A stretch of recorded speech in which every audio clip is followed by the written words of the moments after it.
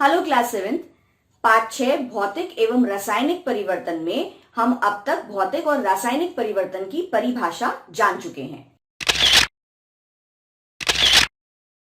Last video lecture में रासायनिक परिवर्तन का एक छोटा सा उदाहरण हम देख भी चुके हैं अपनी एक्टिविटी में, और एंड ऑफ द वीडियो में मैंने आप बच्चों से एक प्रश्न पूछा था।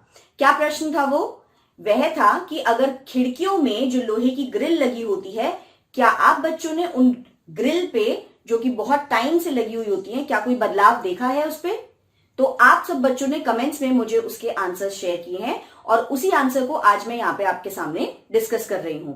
तो बच्चों, खिड़कियों पे जो लोहे की ग्रिल लगी होती है या कोई भी अन्य लोहे की वस्तु, लोहे की अलमारी अगर आपके घर में है या अपने आसपास, तो आप देखेंगे कि कुछ समय बाद उस पर एक भूरी सी परत जम जाती है। असल में वह लेयर या भूरी परत क्या होती है? वह होता है जंग। इंग्लिश में इसे कहते हैं रस्ट।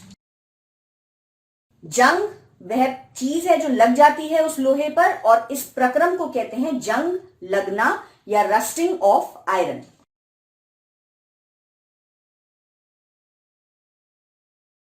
अब बेटा, ये जंग लगना या रस्टिंग ऑफ आयरन एक रासायनिक परिवर्तन है।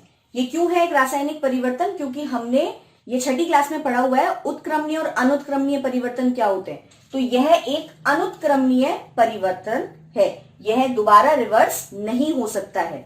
और असल में होता क्या है ये जंग, रस्ट क्या होता है? ये लोहे से अलग होता है। इसकी रासायनिक अभिक्रिया मैं आपके सामने लिख के दिखाती हूं।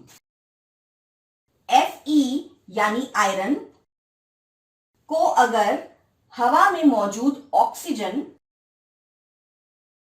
और जल, जो कि एटमॉस्फेयर में ही प्रेजेंट होता है नमी के रूप में, यह जब आयरन के साथ में संपर्क में आता है, कांटेक्ट में आता है, तो एक भूरी परत जिसका नाम होता है रस्ट, या उसकी रासायनिक अभिक्रिया अगर मैं लिख रही हूं तो वो है आयरन ऑक्साइड। यह इसका केमिकल फॉर्मूला होता है।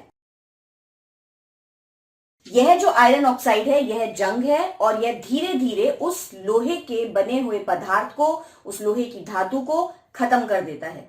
तो जंग जो है वह हानिकारक होता है, और इससे बचाव करने की भी अन्य तरीके होते हैं। वे क्या होते हैं, आइए जानते हैं उनके बारे में। जंग से बचाव करने के लिए बच्चों, उन्हीं खिड़कियों पे अगर हम ध्यान दें या फिर दरवाजे जो लोहे के बने हुए होते हैं, आपने देखा होगा कि वे कभी भी सिर्फ लोहे धातु के नहीं बने होते, उन्हें पेंट कर दिया जाता है, उनकी रंगाई कर दी जाती है। तो पेंट या ग्रीस लगाकर उस लोहे को हवा में मौजूद ऑक्सीजन और नमी के संपर्क में आने से रोका जा सकता है। तो इसका पहला पॉइंट है पेंट या फिर एप्लीकेशन ऑफ ग्रीस। और इसके बेटा और भी इफेक्टिव तरीके होते हैं। लोहे पे अगर जिंक की परत को चढ़ा दिया जाए, ये एक विद्युत के द्वारा किए जाने वाला प्रक्रम होता है जिसे गैल्वेनाइजेशन या यशद लेपन भी कहते हैं।